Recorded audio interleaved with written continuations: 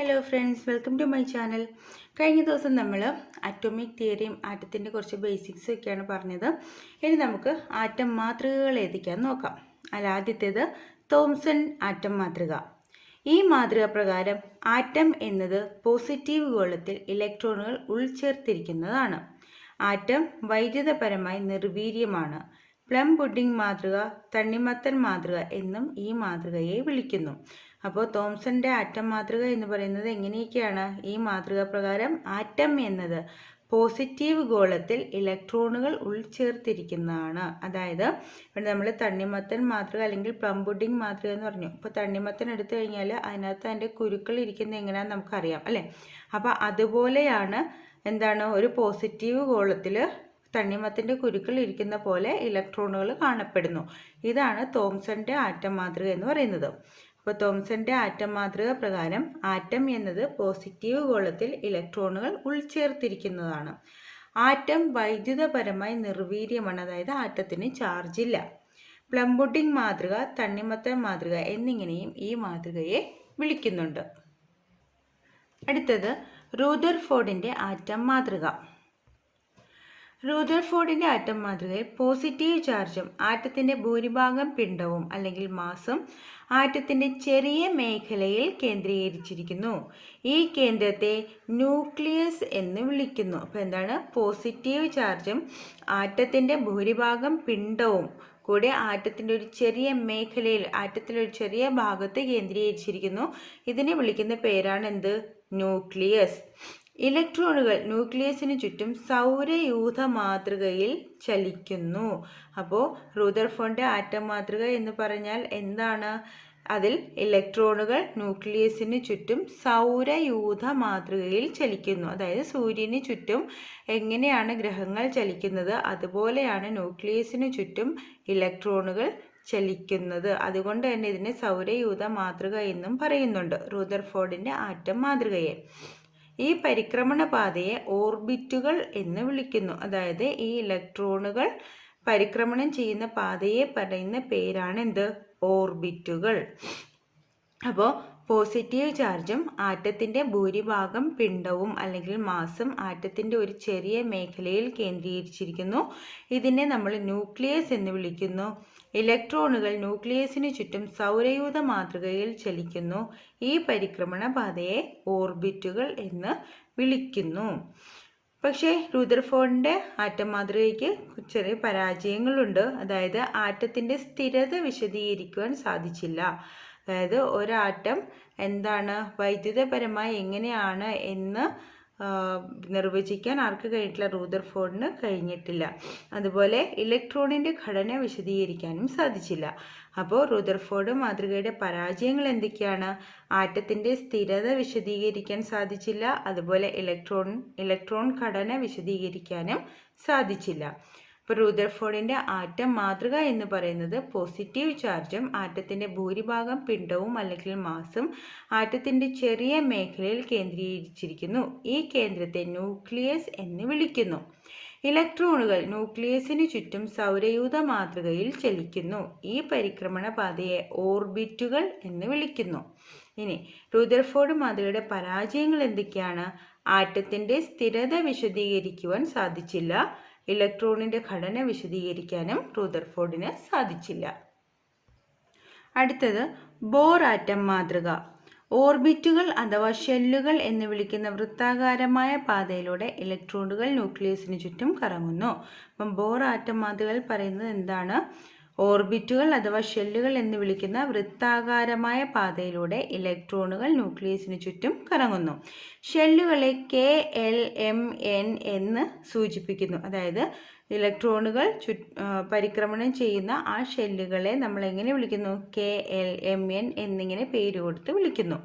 ഇനി K ഷെല്ലിൽ 2 electron, L ഷെല്ലിൽ 8 ഇലക്ട്രോൺ, M ഷെല്ലിൽ 18 ഇലക്ട്രോൺ എന്നിങ്ങനെ ഇലക്ട്രോണുകളെ വിന്യസിക്കാം. ഇങ്ങനെയാണ് K ഷെല്ലിൽ 2 ഇലക്ട്രോൺ, L ഷെല്ലിൽ 8 ഇലക്ട്രോൺ, M ഷെല്ലിൽ 18 ഇലക്ട്രോൺ എന്നിങ്ങനെ നമുക്ക് ഇലക്ട്രോണുകൾ വിന്യസിക്കാം. ഒരു ഷെല്ലിൽ കൊള്ളുന്ന പരമാവധി ഇലക്ട്രോണുകളെ കണ്ടുപിടിക്കാൻ 2n² എന്ന സൂത്രവാക്യം ഉപയോഗിക്കാം. അപ്പോൾ ഒരു ഷെല്ലിലെ എത്ര ഇലക്ട്രോണുകൾ പരമാവധി ഉൾക്കൊള്ളും എന്ന് കണ്ടുപിടിക്കാനായിട്ട് നമുക്ക് ഏത് സൂത്രവാക്യം ഉപയോഗിക്കാം? 2n². അതായത് ഇപ്പോൾ കെ ഷെല്ലാണെങ്കിൽ എൻ എന്ന് പറയുന്നത് എത്രയാണ്? 1 ആണ്. ആദ്യത്തെ ഷെല്ലാണ് കെ ഷെല്ലെന്ന് പറയുന്നത്. അപ്പോൾ എൻ എന്ന് പറയുന്നത് 1 ആണ്. അപ്പോൾ 2n²ൽ എന്നിന് പകരം എത്ര കൊടുക്കുക? 1 കൊടുക്കുക. അപ്പോൾ 2 × 1². 1² എന്ന് പറഞ്ഞാൽ എത്ര തന്നെയാണ്? 1 തന്നെയാണ്. സോ 2 × 1 2. അതായത് നമ്മൾ പറഞ്ഞു കെ ഷെല്ലിൽ എത്ര ഇലക്ട്രോണാണ്? 2 ഇലക്ട്രോണാണ്. അതുപോലെ എൽ ഷെല്ലിൽ എന്നിന് പകരം എൻ എന്ന് പറയുന്നത് എത്രയാണ്? 2 ആണ്. അപ്പോൾ ഇവിടെ എന്നിന് പകരം നമുക്ക് എത്ര കൊടുക്കാം? 2 കൊടുക്കാം. 2 × 2 2² എന്ന് പറയുന്നത് എത്രയാണ്? 4 ആണ്. 4 × 2 8. അതായത് എൽ ഷെല്ലിൽ പരമാവധി ഉൾക്കൊള്ളുന്ന ഇലക്ട്രോൺ എന്ന് പറയുന്നത് എത്രയാണ്? 8 ആണ്. ഇനി എം ഷെല്ലാണെങ്കിൽ നമുക്ക് 2n²ൽ എന്നിന് പകരം എത്ര കൊടുക്കാം? എൻ എന്ന് പറയുന്നത് 3 ആണ്. അപ്പോൾ 2 × 3² ആണ്. 2 × 3² എന്ന് പറയുന്നത് 9 ആണ്. 2 × 9 എന്ന് പറയുന്നത് എത്രയാണ്? 18 ആണ്. അപ്പോൾ എം ഷെല്ലിലെ പരമാവധി ഇലക്ട്രോണുകളുടെ എണ്ണം എന്ന് പറയുന്നത് എത്രയാണ്? 18 ആണ്. അപ്പോൾ ഒരു ഷെല്ലിൽ ഉൾക്കൊള്ളുന്ന പരമാവധി ഇലക്ട്രോണുകളുടെ എണ്ണം നമുക്ക് എങ്ങനെ കണ്ടുപിടിക്കാം? 2n² എന്ന് പറയുന്ന സൂത്രവാക്യം കൊടുത്തിട്ട് നമുക്ക് കണ്ടുപിടിക്കാം. അപ്പോൾ ബോർ ആറ്റം മാതൃകയിൽ എന്താണ് പറയുന്നത്? ഓർബിറ്റുകൾ അഥവാ ഷെല്ലുകൾ എന്ന് വിളിക്കുന്ന വൃത്താകാരമായ പാതയിലൂടെ ഇലക്ട്രോണുകൾ ന്യൂക്ലിയസിന് ചുറ്റും കറങ്ങുന്നു. ഷെല്ലുകളെ കെ, എൽ, എം, എൻ എന്ന് സൂചിപ്പിക്കുന്നു. കെ ഷെല്ലിൽ 2 ഇലക്ട്രോൺ, എൽ ഷെല്ലിൽ 8 ഇലക്ട്രോൺ, എം ഷെല്ലിൽ 18 ഇലക്ട്രോൺ എന്നിങ്ങനെ ഇലക്ട്രോണുകൾ വിന്യസിക്കാം. ഇനി ഒരു ഷെല്ലിൽ എത്ര ഇലക്ട്രോണുകൾ ഉൾക്കൊള്ളുന്നു എന്ന് കണ്ടുപിടിക്കാൻ നമ്മൾ ഉപയോഗിക്കുന്ന സൂത്രവാക്യമാണ് 2n². അപ്പോൾ അവിടെ n എന്ന് പറയുന്നത് ഷെല്ലിൻ്റെ നമ്പറാണ്. ഇപ്പോൾ കെ ഷെല്ലാണെങ്കിൽ n = 1. അപ്പോൾ എന്നിന് പകരം എത്ര കൊടുക്കുക? 1 കൊടുക്കുക. 1² എന്ന് പറയുന്നത് 1 തന്നെയാണ്. 2 × 1 എന്ന് പറയുന്നത് 2. കെ ഷെല്ലിൽ 2 ഇലക്ട്രോൺ. ഇനി എല്ലാണെങ്കിൽ രണ്ടാമത്തെ ഷെല്ലാണ്. അപ്പോൾ n = 2 ആണ്. എന്നിന് പകരം 2 കൊടുക്കുക. 2² എന്ന് പറയുന്നത് 4 ആണ്. 4 × 2 8. എൽ ഷെല്ലിൽ 8 ഇലക്ട്രോൺ. അതുപോലെ ഇപ്പോൾ എം ഷെല്ലാണെങ്കിൽ n എന്ന് പറയുന്നത് എത്രയാണ്? 3 ആണ്. അപ്പോൾ എന്നിന് പകരം 3 കൊടുത്താൽ 3² എന്ന് പറയുന്നത് 9 ആണ്. 9 × 2 18 ആണ്. അപ്പോൾ എം ഷെല്ലിൽ 18 ആണ്. അപ്പോൾ 2n²ൽ നമ്മൾ എന്നിൻ്റെ വില കൊടുത്തു കഴിഞ്ഞാൽ ഓരോ ഷെല്ലിലും പരമാവധി എത്ര ഇലക്ട്രോണുകൾ ഉൾക്കൊള്ളിക്കാമെന്ന് നമുക്ക് കണ്ടുപിടിക്കാം. അപ്പോൾ ബോർ ആറ്റം മാതൃകയുടെ മേന്മകൾ എന്തൊക്കെയാണ്? ആറ്റത്തിൻ്റെ സ്ഥിരത വിശദീകരിക്കാൻ സാധിച്ചു. അതുപോലെ ഹൈഡ്രജൻ സ്പെക്ട്രം വിശദീകരിക്കാനും ബോറിന് കഴിഞ്ഞു. ബോറിൻ്റെ ആറ്റം മാതൃകയ്ക്ക് കഴിഞ്ഞു. അപ്പോൾ ബോർ ആറ്റം മാതൃകയുടെ മേന്മകൾ ഏതൊക്കെയാണ്? ആറ്റത്തിൻ്റെ സ്ഥിരത വിശദീകരിക്കാൻ സാധിച്ചു. അതുപോലെ ഹൈഡ്രജൻ സ്പെക്ട്രം എന്താണെന്നും വിശദീകരിച്ചു. ഇനി ബോർ ആറ്റം മാതൃകയുടെ പരാജയങ്ങൾ എന്തൊക്കെയാണ്? അനിശ്ചിതത്വ നിയമം അല്ലെങ്കിൽ അൺസെർട്ടനിറ്റി പ്രിൻസിപ്പിൾ വിശദീകരിക്കുന്നതിൽ പരാജയപ്പെട്ടു. അതുപോലെ ദ്രവ്യത്തിൻ്റെ ദ്വൈത സ്വഭാവത്തെ വിശദീകരിക്കാൻ സാധിച്ചില്ല. അപ്പോൾ ബോർ ആറ്റം മാതൃകയുടെ പരാജയങ്ങൾ എന്തൊക്കെയാണ്?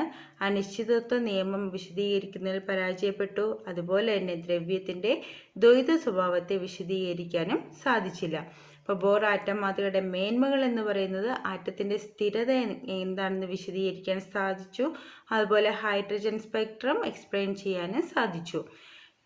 ബോർ ആറ്റം മാതൃകയുടെ പരാജയങ്ങൾ എന്തൊക്കെയാണ്? അനിശ്ചിതത്വ നിയമം വിശദീകരിക്കുന്നതിൽ പരാജയപ്പെട്ടു. അതുപോലെ തന്നെ ആറ്റത്തിൻ്റെ ദ്വൈത സ്വഭാവത്തെ വിശദീകരിക്കുവാനും സാധിച്ചില്ല.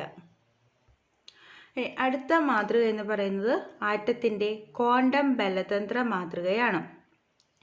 ഇർവിൻ ഷ്രോഡിംഗർ, വെർണർ ഹെയ്സൻബർഗ് എന്നിവരാണ് ഈ സിദ്ധാന്തത്തിൻ്റെ ഉപജ്ഞാതാക്കൾ. അപ്പോൾ ആറ്റത്തിൻ്റെ ക്വാണ്ടം ബലതന്ത്ര മാതൃക കൊണ്ടുവന്ന ആരൊക്കെയാണ്? ഇർവിൻ ഷ്രോഡിംഗർ, വെർണർ ഹെയ്സൻബർഗ് എന്നിവരാണ്.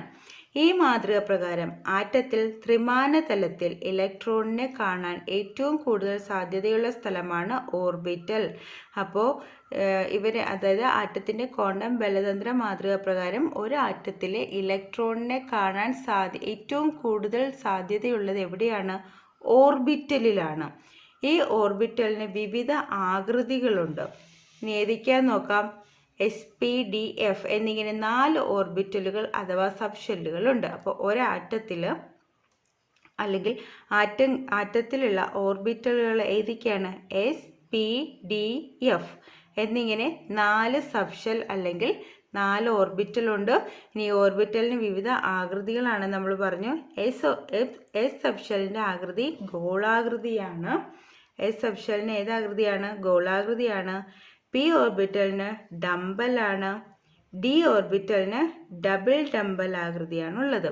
അപ്പോൾ എസ് ഓർബിറ്റലിന് ഗോളാകൃതിയും പി ഓർബിറ്റലിന് ഡംബലും ഡി ഓർബിറ്റലിന് ഡബിൾ ഡംബൽ ആകൃതിയുമാണുള്ളത്. ഓക്കെ, അപ്പോൾ ആറ്റത്തിൻ്റെ ക്വാണ്ടം ബലതന്ത്ര മാതൃക വിശദീകരിച്ചത് ആരൊക്കെയാണ്? ഇർവിൻ ഷ്രോഡിംഗറും വെർണർ ഹെയ്സൻബർഗുമാണ്. ഈ മാതൃക പ്രകാരം ആറ്റത്തിൽ ത്രിമാനതലത്തിൽ ഇലക്ട്രോണിനെ കാണാൻ ഏറ്റവും കൂടുതൽ സാധ്യതയുള്ള സ്ഥലമാണ് ഓർബിറ്റൽ. ഓർബിറ്റലിന് വിവിധ ആകൃതികളുണ്ട്. ഏതൊക്കെയാണ് ഓർബിറ്റൽ? sp,d,f ഇത് ഇങ്ങനെയാണ് 4 ഓർബിറ്റലുകൾ. ഇനി എസ് സബ്ഷെല്ലിൻ്റെ ആകൃതി ഗോളാകൃതിയാണ്. പി ഓർബിറ്റലിന് ഡംബൽ ആകൃതിയാണ്. ഡി ഓർബിറ്റലിന് ഡബിൾ ഡംബൽ ആകൃതിയാണ്. സോ ഇത്രയുമാണ് ആറ്റം മാതൃക എന്ന് പറയുന്നത്. അപ്പോൾ ഇന്നത്തെ ക്ലാസ് നമുക്ക് ഇവിടെ നിർത്താം. ക്ലാസ് ഇഷ്ടമായെങ്കിൽ ലൈക്ക് ചെയ്യണം, ഷെയർ ചെയ്യണം, സബ്സ്ക്രൈബ് ചെയ്യണം. Thank you for watching.